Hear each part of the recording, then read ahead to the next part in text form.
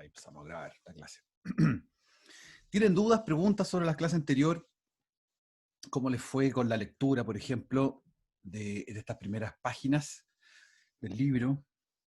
Asociada en dos subtemas. El tema primero sobre la clasificación genética o la clasificación de la familia de las lenguas, y el otro la clasificación tipológica de las lenguas, de la 15 a la 22, donde hay más complejidad, hay más temas que no hemos revisado nosotros acá en la clase todavía, y los vamos a revisar ahora.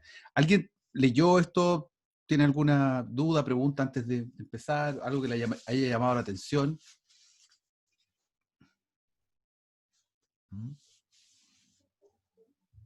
A mí ¿Ya? me llamó la atención eh, el hecho de que se trate de poner como, al igual que la evolución, que hubo, se supone, una especie inicial, ¿Sí? que esta teoría tenga también que tiene que haber una lengua inicial desde un momento. Pero es súper complicado porque hay muchas lenguas que no tienen nada que ver con la otra. Entonces, Sí, ¿de dónde habrá venido esa evolución? O si realmente hubo una lengua inicial. sí. Eso es Bien. lo que me llamó también la atención, Sí, que me dejó más con dudas que sí, con respuestas. exactamente. Cuando uno lee el tema, se produce eso, que hay más dudas que a veces que preguntas resueltas, porque abre una nueva esfera del cuestionamiento lingüístico. Uno tiene tan clasificadas las lenguas y al final, ¿en qué minuto surgió todo esto? ¿Cuál es ¿Existe alguna lengua original, primera? Sí, Daniel, ¿quieres decir algo? Sí, a mí me llamó la atención que eh, como, o sea, que no lo menciona el texto, entonces me quedo rondando eh, cómo sacaban estos proto algo, Mm. proto no sé qué, porque son muchos y a partir de estas como teorías de lenguaje antiguos que no están escritos, Ujú. arman familias. Esto es raro cómo Sí. comparan cosas y están como, son como modelos que Sí, armaron. sí, totalmente. Son hipótesis, finalmente.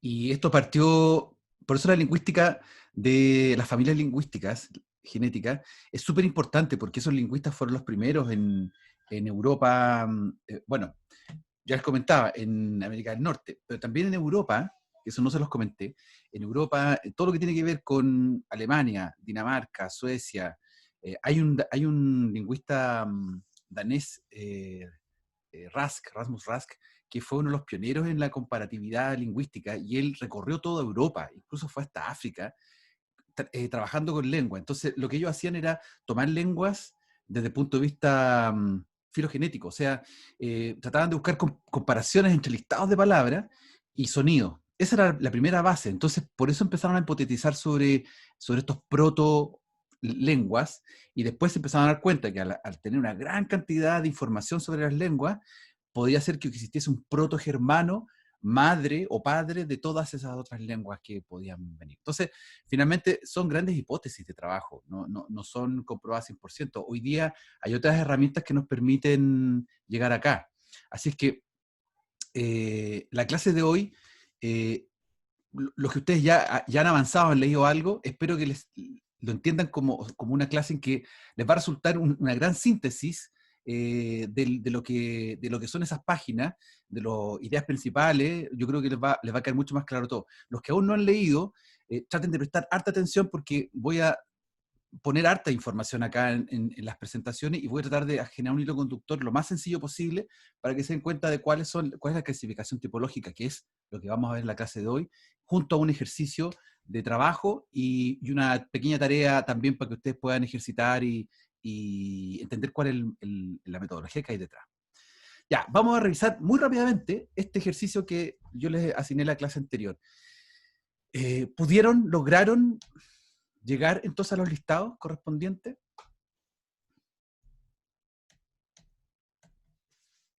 Por ejemplo, yo voy a dejar ahí presente siempre el listado de las 14, y voy a ir pormenorizando cada uno de lo que se pedía, los listados de palabras, de morfemas. Así, para saber, cuéntenme por el chat, ¿cuántos hicieron la tarea así completa, íntegra? Que eso es súper importante el momento de ir avanzando con esto. Digan, yo, por el chat, para saber cuántos son. ¿Ya? La hiciste pero al inglés. O sea, la tradujiste, tomaste cada uno de los elementos con el inglés, no, no hay problema. Eso da lo mismo. Podemos ocupar la lengua que nos sea más cómodo, más cómoda. Ya. Solamente 5 personas, 5 de 20 aproximadamente. Ya, eso es poco, 25% de la tarea lograda final. Recuérdense que el primer taller tiene que ver con esto, con análisis. Va a ser un ejercicio de esta naturaleza. Entonces, ya, va a ser muy importante que ustedes presten atención a la ejercitación. Les voy a demostrar entonces cómo en los primeros ejercicios uno va tomando, dándose cuenta que vamos comparando el primero con el segundo. Hay una base que es el verbo ser o estar, verbo to be, claro, porque en la segunda podría decir yo soy enfermo, sí, puede ser soy enfermo, pero en español toma otra connotación. Entonces vamos a decir, traducirlo al español como estoy enfermo. Entonces el verbo to be o el verbo ser, estar, está en vagui. Ahora, hay un punto que es, uno dice vagyok y otro dice vagyunk, pero parece ser que ahí está el verbo. Luego tenemos Magasak y Betek como dos componentes que nos hablan de la adjetivación. Recordemos que cuando uno trabaja con el verbo to be o el verbo ser estar, siempre hay una atribución predicativa, por lo tanto no es un complemento directo, sino que es una adjetivación. Y tenemos al principio los pronombres. En la número 3 ocurre lo mismo, ya aparece la variación de la segunda persona plural, ti, con betegek como variante de betek y como bagitok como variante de bagyok. En la número 4 también aparece, ahora aparece una nueva palabra que es lankadak y aparece bagyunk como variante de bagi y bagitok y bagyok. Bien interesante porque aparecen elementos, pequeños elementos que son variables de algo, pero hay otras que son cosas que son constantes. Y en el 4 no hay un pronombre, no hay un sujeto. Ya. Los que ya lo hicieron así, ¿les hizo sentido? ¿Les apareció esta misma figura? ¿O los que estaban trabajando la media y fueron llegando a los primeros? ¿Hasta ahí vamos bien? ¿Se entiende? Sí, se entiende bien. Ya, perfecto. Perfecto. Ya, entonces ahora lo que tenemos que hacer, como yo marqué ahí, el trabajo que hacemos cuando analizamos este tipo de información es que no se nos escape ningún detalle. ¿Ya? Si hay algún elemento extraño que no lo habíamos visto antes, en el caso de las primeras dos aseveraciones versus la 3 y la 4, entonces lo dejamos marcado, porque eso lo vamos a resolver. Vamos a ver de qué manera esto funciona con el resto. Entonces nos vamos a encontrar con que, voy a acelerar, no voy a ir tanto uno por uno, sino que ya con el número 5 nos encontramos que aparecen estas variantes.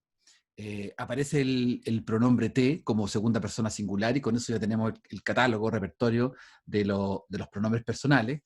Primera persona plural, primera persona singular, segunda plural, segunda singular, respectivamente. Me, en, ti, te. ¿Ya? Está resuelto. Tenemos los pronombres personales, por lo tanto tenemos los sujetos. Luego vemos cómo se comporta el verbo.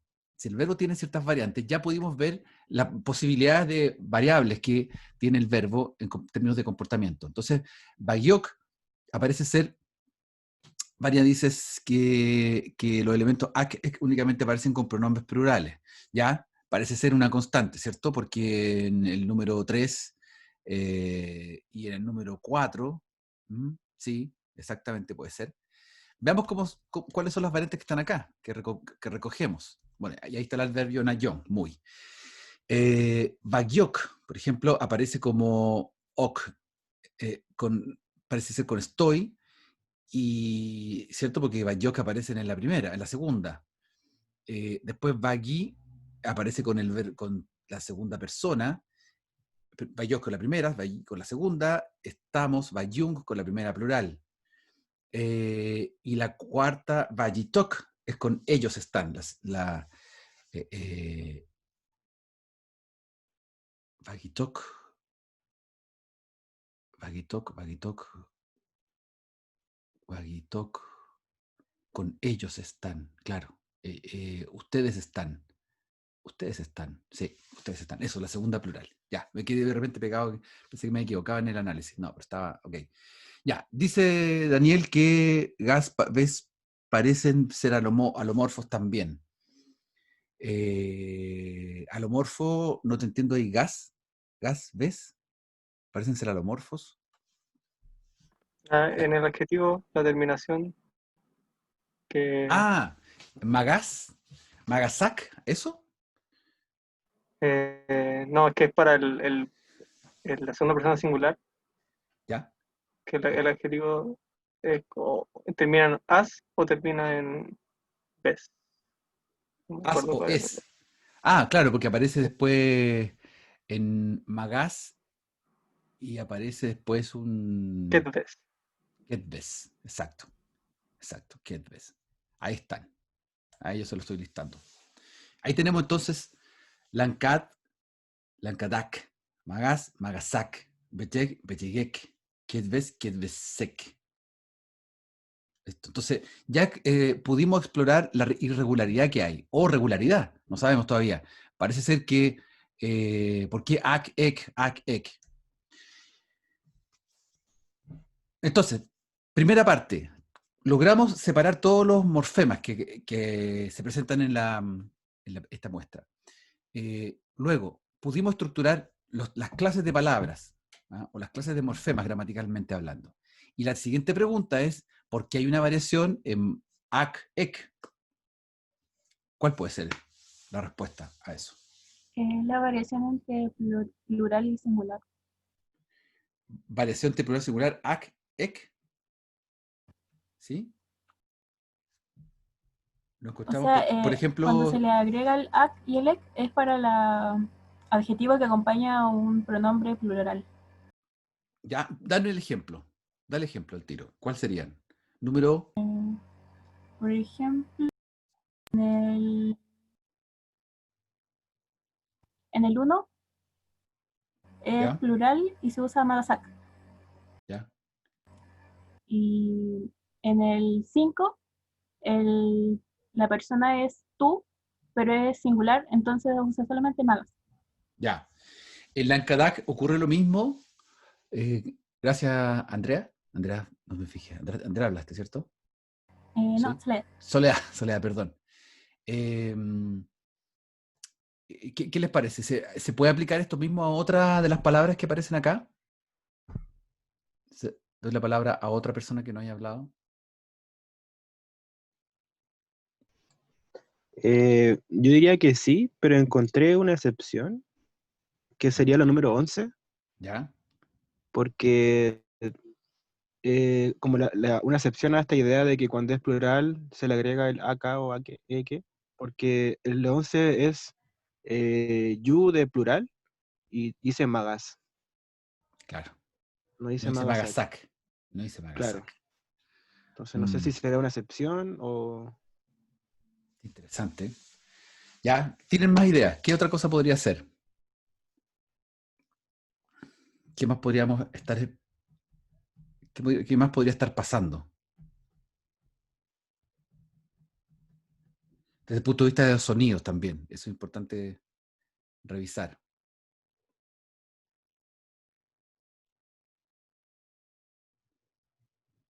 ¿No será que la excepción del 11 es porque apareció el adverbio? ¿Podrá ser eso, Matías? ¿Que está el adverbio en ayón? Claro, porque es la única oración que da como ese ejemplo Claro. y claro, tiene el adverbio. Ya. Entonces, moraleja, para este tipo de ejercicios, cuando aparezca algo así, tan muy marcado como el número 11, donde aparece el adverbio, y nos puede hacer dudar sobre la hipótesis que hemos elucubrado sobre singular y plurales, quiere decir que la influencia del adverbio es plausible que sea la razón de por qué se produce esta variación. ¿Ya? Entonces, podríamos traer una conclusión para que lo registren por ahí, para cerrar el ejercicio. Eso no lo tengo anotado acá en la presentación. Que tiene que ver la variación primero, con lo singular y plural, ¿ya? Y también con la influencia del adverbio. ¿Cuál sería el tercer elemento que está presente en esta variación? Profe, pero en la 8 también aparece el adverbio y el adjetivo también aparece en plural.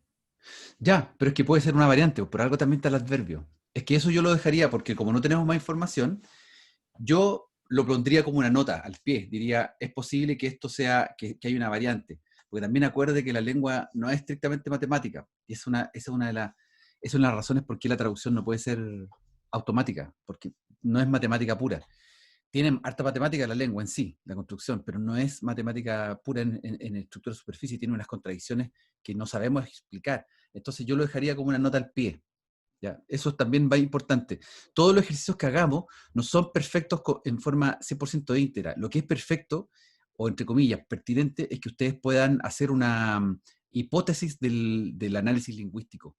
Y cuando yo he hecho ejercicio, y lo he hecho ejercicios con alumnos sobre esto, muchos de lo que ocurre es que a veces los estudiantes ven cosas que otro no ve, y tienden a hipotetizar sobre eso, y eso está bien, es parte del ejercicio. ¿Ya? Entonces, en este caso, yo dejaría eso como una constante que podría tener que ver con, lo dejaría como a un posterior chequeo. Pero me falta una característica que sí es súper importante y que se está viendo acá, y que si la dejan pasar, ahí sí que podríamos decir que tuvimos un punto ciego. ¿Por qué se produce esta variante AC-EC? ¿Se acuerdan que les decía que se explicaba el ejercicio que esto funciona igual como el IN o IM, como el no del español, que puede ser IN o IM? ¿Cuál será?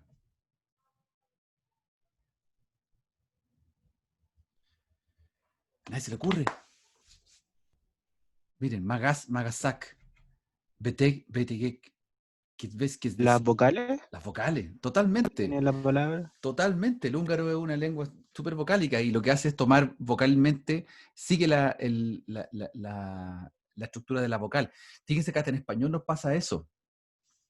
Bueno, justo a uno se le ocurre cuando nosotros tendemos a replicar o repetir en alguna derivación la misma vocal precedente. Ya. Bien, ojalá les haya servido este ejercicio como un preámbulo, ¿ya? Para entender que esta es la lógica del análisis. Vamos a revisar, como les decía al inicio, otros pasos para, al final les voy a entregar una guía de pasos. Me interesa que ahora podamos discutir, conversar, aclarar los puntos sobre la tipología de las lenguas, ¿ya?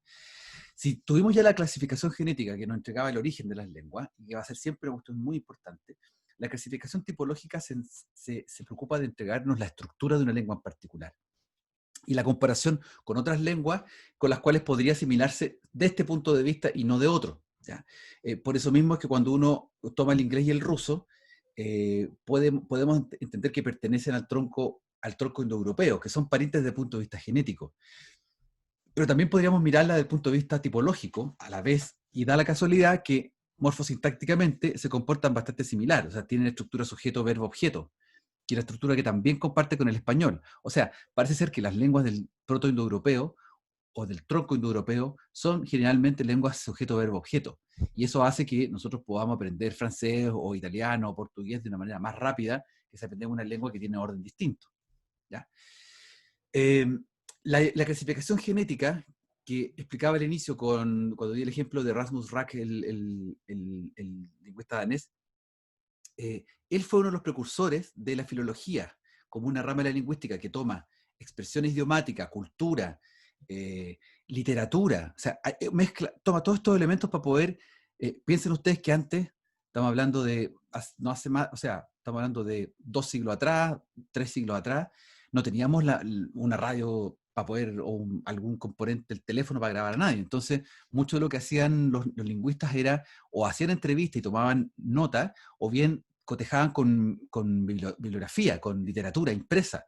Entonces, muchos de los estudios familiares de parentesco de lengua, sobre todo del parentesco de lo que se construyó con el proto-indoeuropeo y en particular con el germánico, donde se hicieron muchos avances, tiene que ver con papel, con impresiones. Bueno, la clasificación tipológica hoy día nos ha entregado otra perspectiva y nos enriquece mucho más el fenómeno de aproximación, porque hacia donde vamos nosotros nos entrega todas las pistas para poder comprobar las hipótesis de la gramática universal presente en las lenguas y de la manifestación de la gramática mental en nuestros cerebros, en nuestras mentes, que permite que podamos producir lenguas sin ninguna dificultad. La tipología clasifica las lenguas según 3 componentes: verbos, sujetos, objetos. ¿ya? Objetos de distintos tipos, sujetos de distintos tipos y verbos de distintos tipos. ¿Ya? Es muy probable que cuando usted, si a alguien le interesa estudiar el vasco, se va a encontrar con que el sujeto no es un sujeto típico agente, sino que tiene una característica que es un sujeto ergativo, que es un sujeto muy raro para la concepción mental de nuestra forma de expresar lengua. Ya más adelante vamos a ver un ejemplo de eso. Fíjense en este ejemplo. El árabe clásico y el irlandés son verbo, sujeto, objeto, VSO, esa es su estructura. El hindi, una de las lenguas que se habla en India, y japonés se comportan también similar, sujeto, objeto, verbo, ¿no? Son SOV. Esas dos formas de comportarse son extrañas para nosotros como hablantes de lengua española. Entonces, la preocupación fundamental de la lingüística tipológica es ir más allá de la genética de la familia, porque el irlandés y el árabe tienen exactamente el mismo orden de palabras, BSO, sin ninguna conexión genética. En cambio, el irlandés y el hindi tienen diferente orden de palabras y pertenecen a la misma familia. O sea, en otras palabras, lo que les quiero mostrar acá es que la tipología se cruza se cruza y se complementa con la familia genética. Podemos tener lenguas que son parientes genéticamente, pero no tienen el mismo orden, o lenguas que no pertenecen a la misma familia, pero se asemejan porque son lenguas que tienen estructuras similares. Lo que pasa con el hindi, que concuerda con el japonés, al ser sujeto, objeto, verbo, pero difieren en muchas otras propiedades estructurales, como en fonología, sistema verbal o la forma de modificar. Entonces el tema de lo que hace la tipología es abrir una caja de Pandora, es abrir algo que hasta el momento solo se tenía codificado y clasificado desde un punto de vista muy cómodo, por supuesto, desde la genética, y muy elegante también. Así que lo que hace Greenberg a partir del año 60, basándose en mucho de lo que se hizo en la época darwiniana, Charles Darwin y Humboldt y todos esos germanos de 1800 y tanto, ellos desarrollaron esta idea de la evolución de los entes biológicos, se fijan, de los seres, y tomaron esa misma perspectiva para hablar de las lenguas. Por lo tanto, desarrollaron un método especial Greenberg en que estudiaban las lenguas desde el punto de vista del sonido, el comportamiento sintáctico y morfología. La morfología entendiéndola como aquella unidad mínima de sonido con significado, como lo ultra super mínimo. Y en el texto, las páginas que les di a leer, aparece explicado esto que yo acá lo voy a tratar de resumir lo mejor posible. Si tienen alguna duda, por favor, me pregunten inmediatamente para que no se enreden. Greenberg hace distinciones de los índices. Y el libro lo que dice es que el aporte de Greenberg es muy valioso porque hace estas distinciones y que hoy día se han simplificado un poco, ¿ya? Para allá vamos. O sea, la distinción de Greenberg hoy día se ha simplificado un poco. Entonces, vamos a ver cuál es la distinción primero de Greenberg. ¿Ya? Greenberg habla de dos tipos de índices, los índices morfemáticos y los índices de aglutinación. ¿Cuáles son los primeros? Letra A, los morfemáticos. Los índices morfemáticos son, en grandes rasgos, aquella relación de elementos fundamentales de las palabras de una lengua. Por ejemplo, la raíz, lo que nosotros hablamos de una raíz. Cómo esa raíz se relaciona con lo que está alrededor, adelante o atrás. ¿Ya? Por ejemplo, casa, casita, casa rodante, escolar, preescolar, ese tipo de cosas. Los índices inflexionales, por ejemplo, la cantidad de veces que aparecen los plurales y los derivacionales, si una palabra se transforma de sustantivo a verbo, también son elementos que son muy importantes a la hora de revisar. ¿Ya? Voy a explicar los dos primero y voy a pasar a algunos ejemplos después, ¿ya? Para que no se pierdan. El segundo tipo de índice son los índices de aglutinación. ¿Por qué aparece la aglutinación?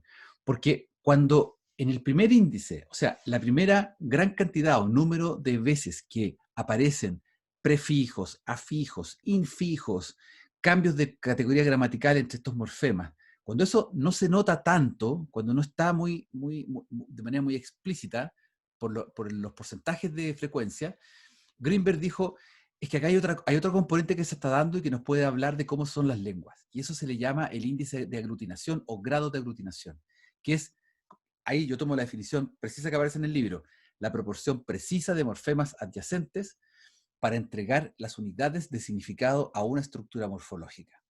O sea, lo que estamos diciendo acá es que los morfemas se comportan de una manera en particular dependiendo de las reglas lingüísticas. Y esas reglas lingüísticas no son inventadas al azar por las lenguas, sino que son patrones que se van repitiendo en lenguas tipo 1, tipo 2, tipo 3, tipo 4 y algunas mezclas que hay por ahí. ¿Ya? Vamos a ver Greenberg más adelante, después de la primera evaluación, nos vamos a meter un poco en el universo de Greenberg y los patrones de Baker, para que esto lo entiendan con más precisión. Pero, por mientras, lo que nos interesa es que el índice de aglutinación, el grado de aglutinación, categoriza las lenguas, todas las lenguas del mundo, desde el espectro analítico, pasando por el sintético al polisintético. O sea, es como aquí, es como decir de menos a más. Las lenguas van de menos a más. Les muestro algunos ejemplos. El número de morfemas, o el índice de morfemas, es cuando aparece al interior de palabra este indicador. Por ejemplo, el número de morfemas por palabra que tiene el inglés es 1.68, según los estudios de Greenberg. El vietnamita es 1.06, y el esquimal es muy alto, 3.7. O sea, eso equivale a que, por ejemplo, miren, ahí yo les puse un ejemplo que aparece en el libro, illogical, que hay logical, o sea, tiene 4 componentes, con una raíz que es log, y 3, 1 a la izquierda y 2 a la derecha. O sea, esa palabra escapa al promedio 1.68, ¿se entiende? Está en el espectro más amplio, 1.68. Entonces imagínense si el esquimal, su promedio es 3.72, quiere decir que para la izquierda o para la derecha, más bien para la derecha, van a aparecer 4, 5, 6 morfemas. Algo que es una locura para nosotros. Nosotros no trabajamos con tantos morfemas ni para la izquierda ni para la derecha. Trabajamos con muy poquito. O sea, nuestra lengua no se abre tanto en ese aspecto. Por ejemplo, acá otro índice de morfema, de tipos de morfema, en el caso de la raíz con los prefijos y los sufijos. ¿Ya? Descolorido, que ha perdido el color, donde está la raíz y hay un prefijo y un sufijo. Todas esas cuestiones se reflejaron en los estudios que hizo Greenberg a lo largo del mundo, viendo lenguas durante la década de los 60, 50, 60 del siglo pasado. ¿Ya? La composición, otro gran fenómeno, y los afijos inflexivos como la desinencia de singular a plural, los perros de la plaza, o derivacional cuando un verbo se transforma en sustantivo, manifestar, manifestante. Ya, hasta acá, ¿se entiende? ¿Pregunta?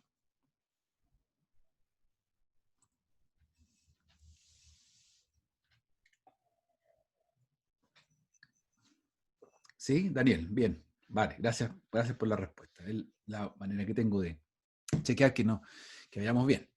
Los casos estudiados, por ejemplo, el vietnamita tiene alta frecuencia de composición. O sea, el vietnamita, al pasar por el filtro de los índices de Greenberg, arroja alto grado de frecuencia de composición.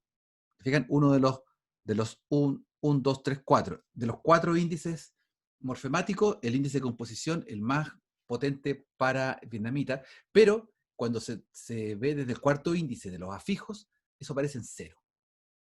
El esquimal, por otro lado, no tiene prefijos, pero sí produce hacia la derecha, ustedes me están viendo a la derecha, claro, izquierda, derecha, me están viendo así, produce alto número de morfemas por palabra.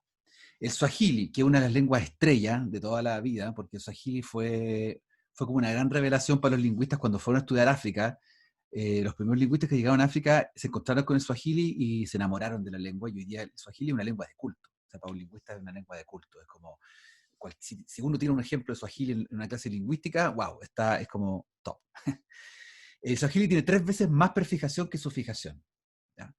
Entonces, eso quiere decir que las lenguas pueden clasificarse de acuerdo a los índices morfemáticos. ¡Wow! Gran logro que hizo Greenberg. Pero nos encontramos con que, ¿qué pasa cuando esto no se nota tanto? ¿Ya? Entonces, ahí viene la pregunta, la aglutinación.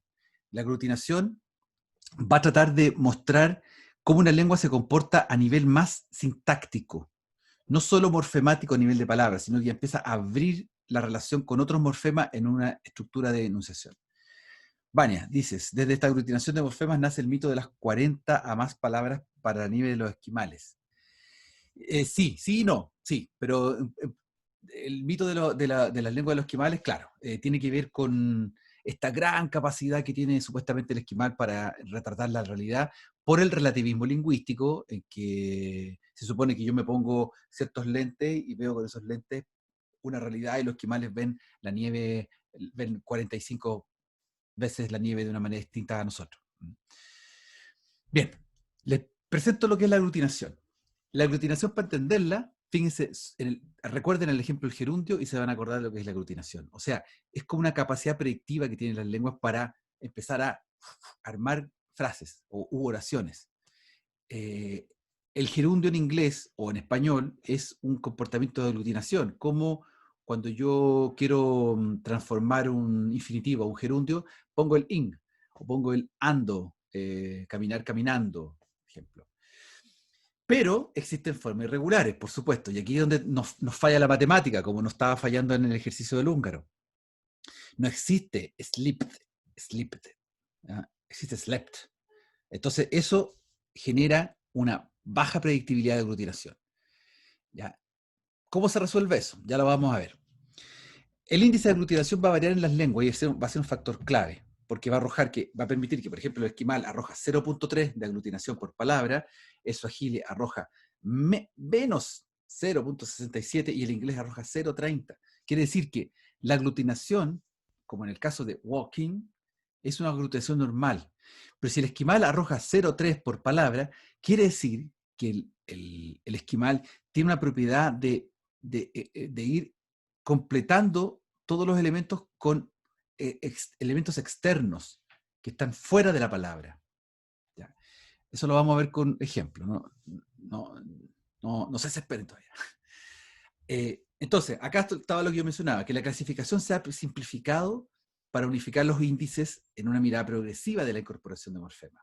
O sea, si Greenberg en su estudio, en su artículo fundacional, hablaba de que existían 4 índices morfemáticos que permitían medir la frecuencia, hoy día esos índices se han tratado de minimizar para poder ver como el big picture de la clasificación lingüística y hacerlo más rápido también.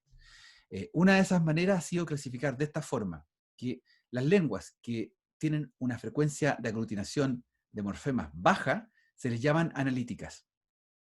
Aquellas lenguas que tienen frecuencia de aglutinación alta, sintética, y aquellas que ya se pasan, que son ya incomprensibles para uno, son polisintéticas.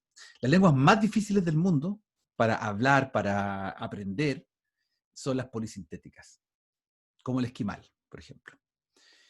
Entonces, también cuando la tipología presenta este universo nuevo, abre esta caja de Pandora, ya nadie más puede hablar de lenguas de segunda categoría, o sea, porque los esquimales vivan en el Ártico y tengan una vida como arcaica comparada con la tecnológica de nuestras sociedades actuales.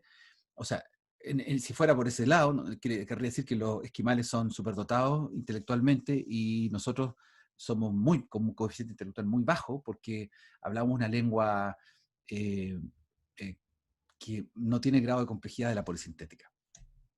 Vamos a los ejemplos. Entendiendo que tenemos una lengua analítica, que una lengua analítica tiene baja incorporación de morfemas, muy baja, aparece el chino. Voy a compararlo desde el punto de vista de nuestra lengua materna, ¿ya? Para que nos quede más claro. Aparece el chino como una lengua que es para nosotros altamente compleja por la baja capacidad que tiene de poner morfemas a las palabras. Es decir, la lengua china es tan analítica, tiene componentes tan como aparece en el ejemplo ahí, componentes tan desagregados de la palabra, tan unidades solas, tan morfemas solos, sin relacionarse directamente en una derivación, que para nosotros es complicadísimo aprender chino. Ahí ustedes ven la glosa que aparece en inglés abajo de cada una de las 4 expresiones chinas, y vean como en la primera aparece el verbo descend, horse, enter, chariot, middle. He got off the horse and got into the chariot. Ya. Entonces, veámoslo acá. Está el verbo descender ahí. ¿Ya? En el segundo ejemplo aparece el mismo componente como una posposición bajo. Dependiendo de la relación de los morfemas, va tomando distintos significados y va tomando posiciones. O sea, su posición hace que ahora sea bajo, posposicional. Aparece ese otro elemento, que es un sustantivo, persona. Aquí aparece en función adverbial, sin marca morfemática que lo indique. Y acá nos encontramos con, nos encontramos con la relación, si lo pudiéramos ver, de relación de orden oracional. Sujeto, complemento directo, complemento indirecto. Entonces, ya esta mirada nos permite ver que es difícil, que no tenemos variantes alomórficas, como ahí menciono en el ejemplo, en el caso de el español, como la negación in, que son variantes alomórficas. O sea, cualquiera de las dos sirve para decir que no, pero que tiene que ver con, de acuerdo al sonido que está presente anterior, porque imposible es MP.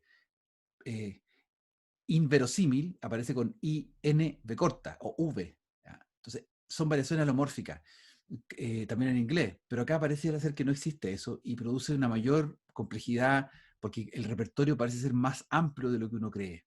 Imagínense también los sonidos, que hablábamos de la tonalidad del chino. Pues bien, acá nos encontramos con el segundo gran capítulo de lenguas, o la segunda gran clasificación, que son las sintéticas. Ya las sintéticas a nosotros nos va a producir un alivio, porque vamos a poder entender. O sea, es más probable que nuestra curva de aprendizaje para aprender turco sea más corta que la curva de aprendizaje para aprender chino. ¿Por qué? Por la conformación de los componentes. Dentro de las sintéticas se le llama a la lengua turca, por ejemplo, es la más representativa como la lengua propiamente aglutinadora. ¿Ya? Es la lengua aglutinadora así por antonomasia, como aparece aquí en este ejemplo. ¿Ya? El ejemplo que... letra A, arriba. Ahí está toda no lo voy a leer, por supuesto, con la transcripción fonética, con cada uno de los elementos glosas del inglés, con al lado la relación de función, village, por ejemplo, village, 3, posición, posesivo, se está posicionando de algo, ablativo, o sea que está en una locación, etc. Mejor que ustedes lo vean hacia abajo. 3, tercera persona, la posesión, el caso ablativo, la pluralidad negativa, el past tense, etcétera, etcétera, etcétera. Cada uno de los componentes tiene un significado que da su morfema, pero que se relacionan en cierto orden en particular. Entonces, como ahí yo anoto a la izquierda, ya una raíz va a tener una serie de sufijos al lado. Y esos morfemas van a llevar cada uno significado. Por lo tanto, si yo quiero aprender turco, voy a tener que aprenderme ciertos listados de palabras. Voy a tener que aprenderme como repertorio los números, los tiempos, las personas, los casos, el caso función, que es como si es complemento directo, si es indirecto, si es circunstancial, etc. Y lo que hay lo que no hay en el turco es algo que nosotros tenemos en español, en inglés, en las lenguas del tronco indoeuropeo, es estos portmanteaux, que se le llaman a palabras que uno puede mezclar, recrear, rearmar. Ya. Bien, eso es. Ahí están marcados los elementos. Lo pueden ver después en la presentación. Por lo tanto, una panorámica, el chino con el turco, fíjense cómo son. El chino analítico, aislante, y el turco aglutinante. Casa, Efler im is, den. Casa, plural posesivo primera, y después yo lo estaba volviendo desde nuestras casas. Esa es como una traducción literal, así como palabra a palabra, para poder demostrar que están todos los componentes. Y vamos entonces a revisar las otras dos. Acá tenemos, dentro de la sintética, ya recuerden, analítica, el chino. La representación por antonomasia de la lengua analítica es el chino. Las sintéticas son 3. La primera, que es la gran, digamos, la aglutinante por antonomasia, que es el turco, y las otras 2, que son la fusional o sintética, propiamente tal, que son lenguas como el latín, es decir, lenguas como el latín, las lenguas romances, como el español, el francés, el portugués, el italiano, y lenguas polisintéticas como el yupik, que es un esquimal. Entonces, fíjense en el tipo 3, que sería ya la lengua latina, fusional o sintética, en que filius patrem amat, hijo, nominativo singular masculino, padre, acusativo singular masculino, y amor, amat, tercera persona singular presente indicativo. El hijo ama al padre. Eso ya nos suena mucho más cercano, porque sabemos que el latín, esa estructura del latín se simplificó y permitió que nosotros ahora hablemos este latín del siglo XX, que es el español, una de las nuevas manifestaciones del latín del siglo XX. Ahí están los elementos. Bien, y en el otro caso tenemos el esquimal, donde esa es una palabra polisintética por antonomasia. ¿Se fijan cómo diablos vamos a aprender esa palabra? Pesadilla. Esto era un curso obligado a aprender esquimal. ¿Ah? No sé cuánto nos demoraríamos, sería terrible. El moicano también es polisintético. El moicano se ha estudiado también harto. Hay gramática del moicano, si alguien quiere estudiar alguna es moicano. ¿Ya? Ahí está otro ejemplo. Entonces, se fijan, es una incorporación de sustantivos. A ver, ¿cómo lo podríamos explicar? Si en español, el verbo se le incorpora persona, número, tiempo, modo. ¿Ya? Recuerden que uno tiene, en el español no tiene la palabra, el verbo cantar, yo canto, y ya tengo incorporado primera persona singular, primera persona singular, modo indicativo, ¿ya? Y aspecto, ¿cómo se llama ese aspecto? Ay, se me fue, pero es el modo indicativo. Va, no lo mismo. En las lenguas polisintéticas eso mismo pasa en el sustantivo. O sea, el sustantivo también tiene las mismas características, se puede comportar semejante al verbo en el español. O sea, es el doble de la complejidad, en otras palabras. No solamente tenemos esta idea de que el sustantivo puede ser un sustantivo que tenga género y número nomás. No, además puede tener otros elementos incrustados, como del caso función, si estamos hablando de complemento directo, indirecto, etcétera, etcétera, etcétera. Ya. ¿Hasta aquí alguna pregunta?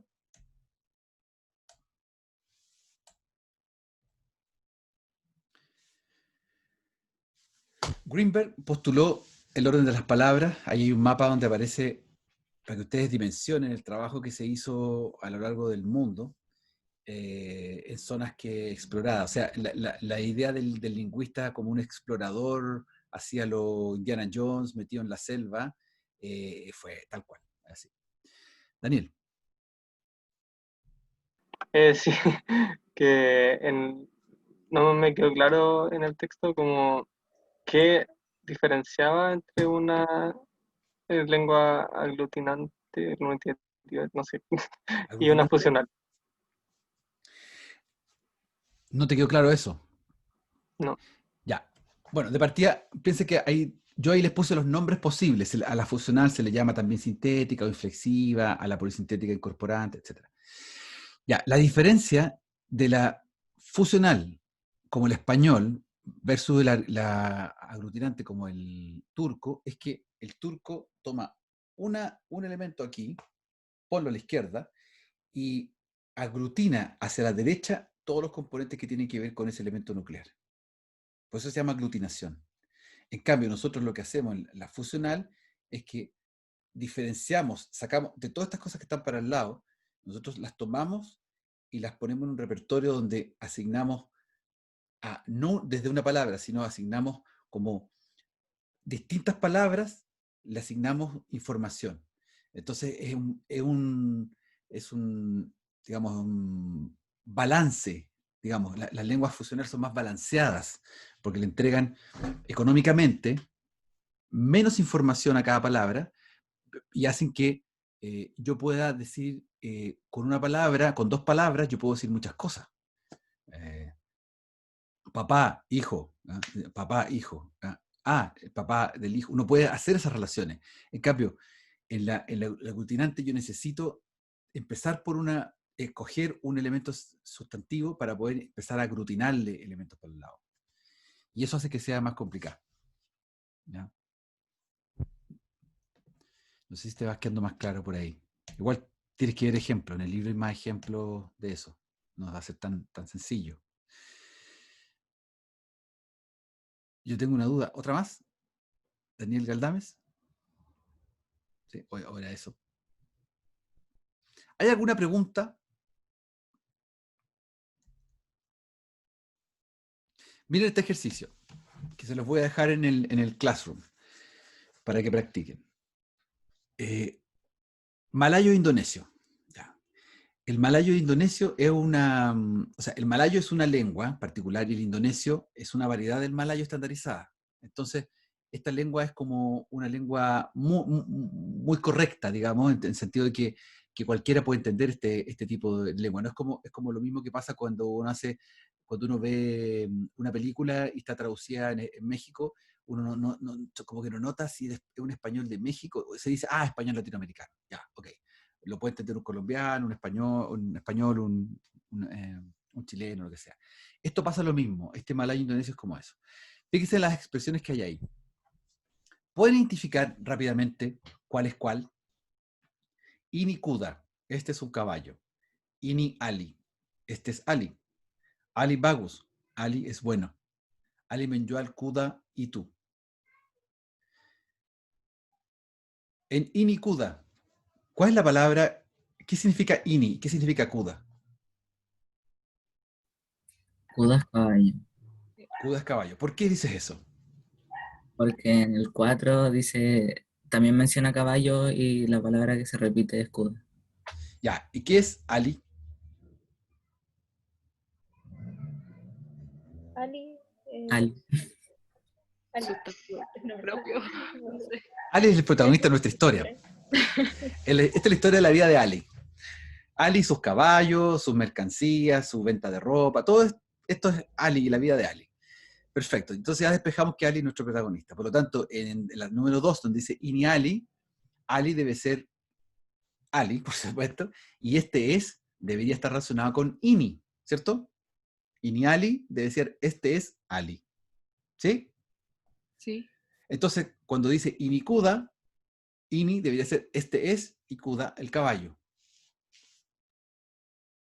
¿Por qué entonces la 3 no dice Bagus Ali y dice Ali Bagus?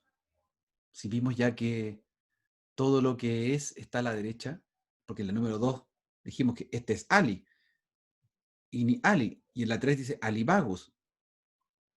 ¿Qué pasó ahí?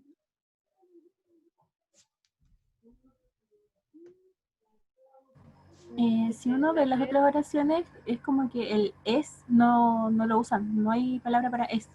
El ini sería este. El índice de este. O sea, tú ya estás teorizando que el verbo ser no está explícito. ¿Sí?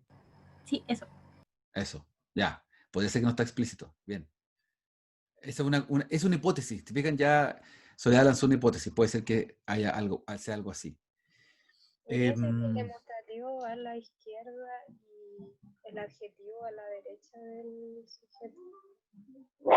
En este caso. Ya, o sea, dice Macarena que el INI, como es demostrativo, va a ir a la izquierda, y como que Debería ser que el adjetivo va a la derecha va a la derecha. Ya. O sea, gramaticalmente sería incorrecto decir Bagus Ali, porque estaríamos diciendo bueno es Ali. Y estaría rompiendo la regla de que en el número 1 yo no puedo decir Kudaini, porque no puedo decir caballo es este. Tengo que decir, este es un caballo. ¿Cierto? O sea, oralmente se cometen miles de faltas, pero digamos que en términos de la estandarización que estamos viendo acá, no hay, ahí hay una regla de oro. Bien. En la número 4, Ali Menyual, Kuda y tú. ¿Qué es qué acá? Tenemos nuestro Ali, tenemos nuestro Kuda. ¿Mensual como que es verbo de vender? Menyual, Sí. ya. ¿Y tú? Ese. Ese, ya. O sea, acá apareció, ojo, porque acá apareció, mira, quiere decir que en la primera y la segunda, este es un pronombre. Sujeto, este es un caballo, este es Ali, a nivel pronominal. En la cuarta, si aparece ese caballo, ahí sí que está siendo demostrativo. ¿Ya? Como es demostrativo, entonces tiene que ser Kudaitu. O sea, Ali vende caballo ese. Ya se nos desordenó. Pero está bien, encontramos una constante. Por lo tanto, en la 5, Kuda Ali Bagus. Perdón, en la 6, Joalan ini bagus. ¿Cuál sería lo que pasa en las 6? Joalan ini bagus. Joalan ini bagus. Esta mercancía es buena. Nos encontramos una mezcla entre este es un caballo y Ali es bueno. ¿Se fijan? Es una mezcla entre la 1 y la 3, la 6. ¿Qué es Joalan? Mercancía. Mercancía. ¿Ya? Mercancía. Ini, Sería como mercancía está buena. mercancía, Mercancía esta es Buena. Claro, mercancía está buena. mercancía está buena, porque ya vimos que esta es mercancía. Entonces, la diferencia con el primero, ¿qué pasó con la diferencia con el primer comportamiento? Porque la 6 debería ser Ini Joalan bagus. ¿Por qué La 6 hace? está adjetivizando, o sea, se le está dando una característica al caballo. A lo mejor por eso también cambia el orden. ¿En la Podría 6? ser, Estamos hablando de la claro, 6. porque si siguiéramos la misma teoría, por ejemplo, que al principio va sería Ini Joalan bagus, para que siguiera la misma lógica de arriba. Claro, ¿cierto? Pero como se está adjetivando, dando una característica, se podría hacer que se cambien, por eso. Es una posibilidad. Miren, fíjense, sí, está bien. Fíjense que lo que ocurrió en el 4 nos da la pista de lo que está ocurriendo en el 6. Porque cuando en el 4 dijimos que Ali vende, Ali Menjual, ese caballo, Kudaitu, nos está queriendo decir que cuando el pronombre, perdón, cuando la partícula S, esta, es demostrativa, va a la derecha. ¿Se fijan? El 4. Kudaitu. Kudaitu. ¿Ven mi marcador ahí? Que lo estoy moviendo. ¿Se ve? Sí. Sí, Kudaitu. sí se ve. ¿Se fijan? Kudaitu, caballo S. Y acá, 6. Joalan ini, esta mercancía. Porque esta y ese están siendo demostrativos, adjetivos demostrativos.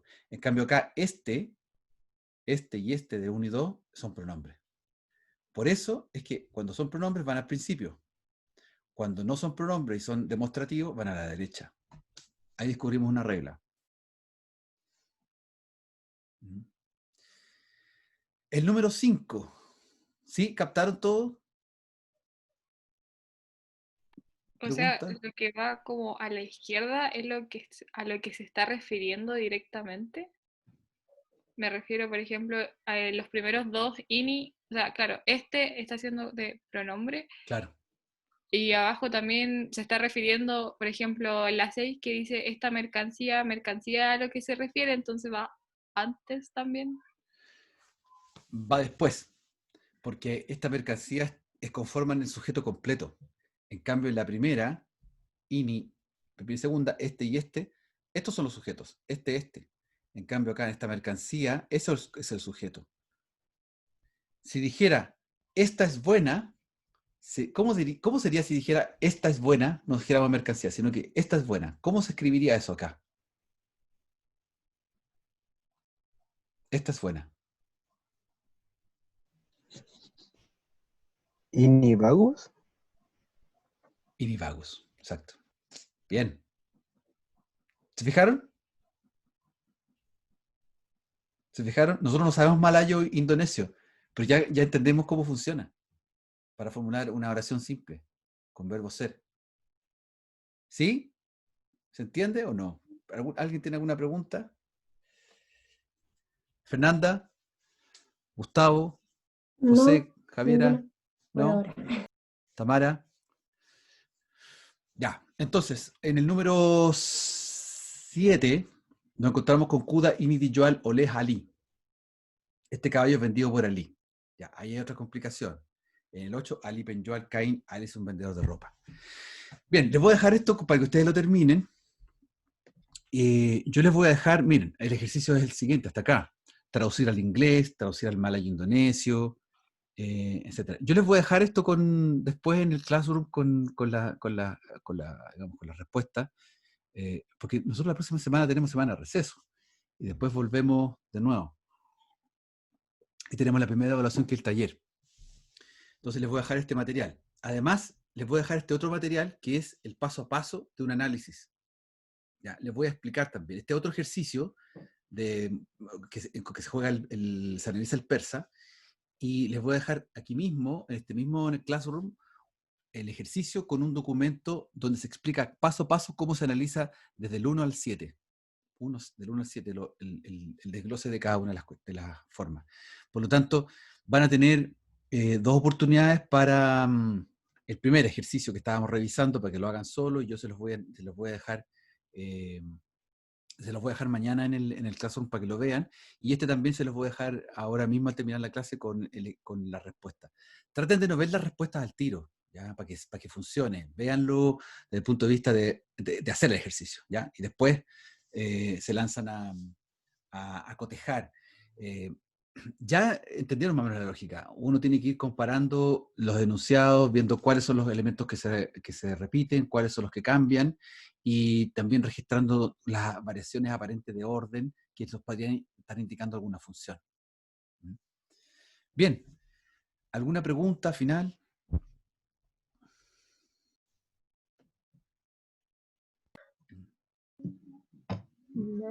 ¿No?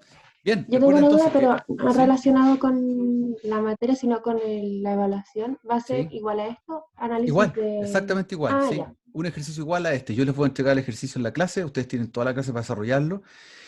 Tienen toda la clase, o sea, lo podemos cerrar perfectamente en el lapso de 1 hora, un ejercicio de esto. O sea, un ejercicio así toma 20 minutos, 30 minutos a lo máximo, a lo más. Así que van a tener tiempo, ¿ya?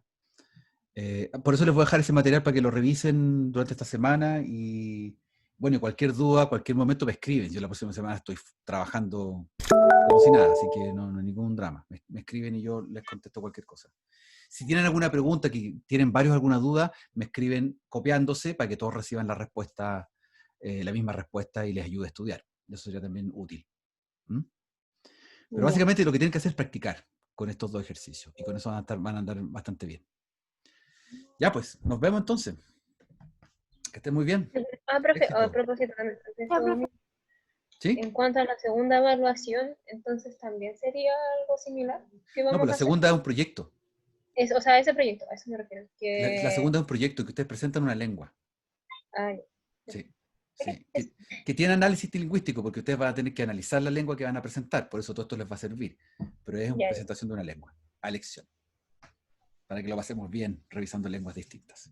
Ujú. Chao. Chao, Chao, profe. profe. Vamos.